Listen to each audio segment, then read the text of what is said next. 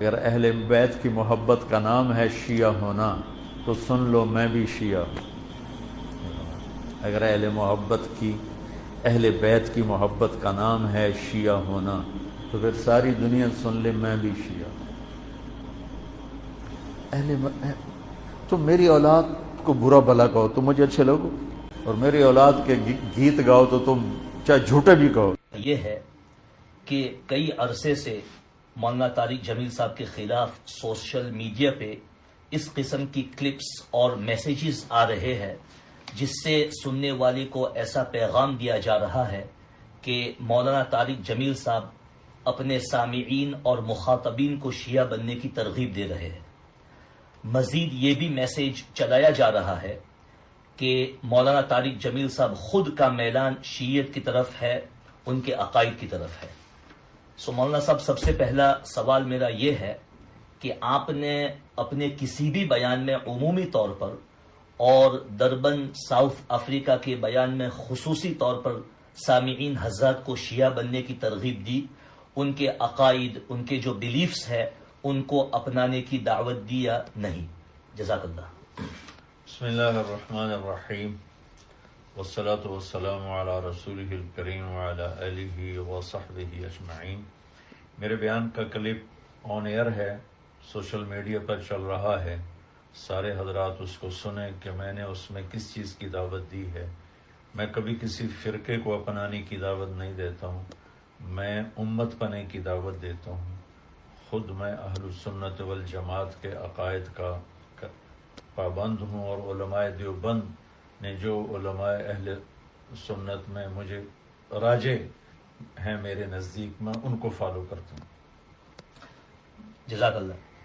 دوسرا سوال یہ ہے کہ کیا آپ کا میلان ذرا سا بھی میلان ان کے عقائد اور بلیفز کی طرف ہے یا نہیں؟ ہم تو تمام صحابہ رضی اللہ عنہم اجمعین کو عدول مانتے ہیں، بلا کسی جھجک اور بلا کسی تردد۔ ان کے خلاف ہم نہ کبھی زبان درازی کریں گے اور نہ زبان درازی کو برداشت کریں گے۔ مولانا صاحب، آپ بغرض وضاحت اور دفعی تشویش کے خاطر اس سوال کا جواب دے اور اپنے موقف کی وضاحت فرمائے۔ میرا میلان، میرا یقین، میرا عقیدہ وہ ہے جو علماء دیوبند نے اہل السنت والجماعت کی تشریح کی ہے، تعبیر کی ہے۔ چونکہ میں امت پنے کی دعوت دیتا ہوں، اس لیے میں تمام فرق کی عزت کرتا ہوں، احترام کرتا ہوں، اپنی ذات کے لحاظ سے علماء دیوبند کو فالو کرتا ہوں۔ جزاک اللہ۔ اس وضاحت سے کافی باتیں الحمدللہ سامنے آ گئی ہے۔ مزید وضاحت کے خاطر میں آپ کو یہ بھی سوال کرنا چاہتا ہوں کہ آپ نے بیان میں فرمایا کہ سنی کو بنیان بناؤ اور شیعہ کو کرتا بناؤ، شیعہ کو اپنی بنیان بناؤ اور سنی کو کرتا بناؤ۔ آپ پلیز اس کی وضاحت فرمائیے، اس سے مراد کیا ہے؟ اس لیے کہ انہی الفاظ کے اوپر عام طور پر اشکال کیا جا رہا ہے اور اس کو نشانہ بنایا جا رہا ہے۔ یہ تو میں نے کہا ہی نہیں، میرا کلپ آن ایئر چل رہا ہے۔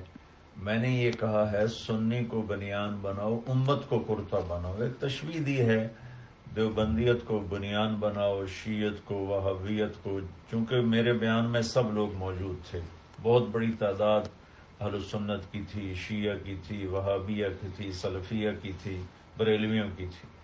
تو میں تو ٹکراؤ سے نکالنے کے لیے یہ بات کرتا ہوں کہ اپنے عقائد کو اپنے اندر رکھو اور as a Muslim, as a مومن، امتی بن کے اپنے آپ کو اپنی پریزنٹیشن کو ایز اے امتی پیش کرو۔ یہ ہے میری دعوت۔ میں نے تو یہ بالکل نہیں کہا، سنیں اور پھر دیکھیں میں نے کیا کہا ہے۔ جی، آپ کا مقصد صرف تشبیہ دینا تھا؟ تشبیہ بھی دینا تو وہ غلط بیان کر رہے ہیں۔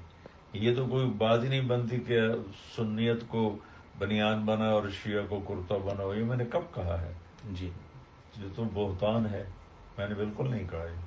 جی، میرا آخری سوال یہ ہے کہ امت پنے کی ترغیب جو آپ دے رہے ہیں، ماشاءاللہ اتفاق و اتحاد کی جو ترغیب دے رہے ہیں، جو بہت ضروری ہے، اہم ہے، لیکن یہ امت پنے کی ترغیب جس کو ہم انگریزی میں کہتے ہیں انٹرفیث اور اس کا جو ریلیٹڈ ڈائیلاگ ہے، کیا اس کی وجہ سے اس بات کا خطرہ نہیں ہے کہ لوگ اور خاص طور پر جو مخالفین ہے اس کو غلط تعبیر دیں گے، جیسا کہ ابھی ہو رہا ہے ہماری آنکھوں کے سامنے. لہذا فوائد رونما ہونے کے بجائے نقصانات کا اندیشہ زیادہ ہے. آپ کا ذاتی خیال اس کے اوپر کیا ہے، اور سامعین کے لیے کیا نصیحت اور پیغام ہے آپ کا؟ مولانا صاحب، پچھلے 20 سال سے میں وحدت امت کا پیغام دے رہا ہوں، اور میں نے اس کے نتائج، فوائد اپنی آنکھوں سے دیکھے. جی. وہ اللہ کے فضل و کرم سے مجھے اس کے مفید ہونے کا اتنا ہی یقین ہے جتنا میں آپ کو دیکھ کے یقین کر رہا ہوں کہ میرے سامنے آپ بیٹھے ہیں جی. اور میں آپ کے سامنے بیٹھا ہوں. جی. باقی کسی بھی مثبت سے مثبت بات کو منفی لے لینا تو بہت آسان چیز ہے، لیکن اللہ کے فضل سے میں پورے یقین سے اس بات کو چلا رہا ہوں کہ ہم اپنے اپنے فرقوں پر پابند رہیں، مجادلہ مناظرے کے میدان میں مت اتریں، اور امت بن کے چلیں کہ دنیا کا باطل ہمیں توڑنے پہ لگا ہوا ہے، ہم آپس میں جڑ کے چلیں. مجھے اس کا فائدہ زیادہ نظر آ رہا ہے. جی. ہمارے علاقے میں بہت عرصے سے شیعہ سنی قتل و غارت چل رہا ہے، جی. اور جب سے اللہ کے فضل و کرم سے میں نے یہ بات کہنا شروع کی ہے، بہت کمی آئی ہے، بہت کمی آئی ہے. کیونکہ ہر مکتب فکر میں سنجیدہ لوگ اور صلح پسند لوگ زیادہ ہیں، اور فتنہ کی آگ بھڑکانے والے لوگ تھوڑے ہیں. جی. لیکن وہ زیادہ اس لیے ہائی لائٹ ہیں کہ وہ بول رہے ہیں، ممبروں پر بیٹھے ہوئے ہیں. اور میں نے وہاں ان سے یہ کہا تھا کہ چونکہ آپ لوگوں کی بیس انڈیا پاکستان ہے، تو وہاں خطابت کا زور ہی اس پر ہے.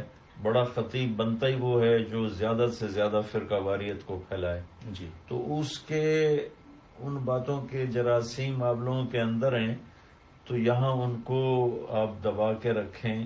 ایسے خطیبوں اور ایسے واعظین کی بات مت سنیں جو آپ کو توڑ کے رکھ دیں، بلکہ ہر مکتب فکر میں صلح پسند علماء ہیں، خطباء ہیں، ان کی بات سنیں تاکہ ہم محبت سے رہ سکیں.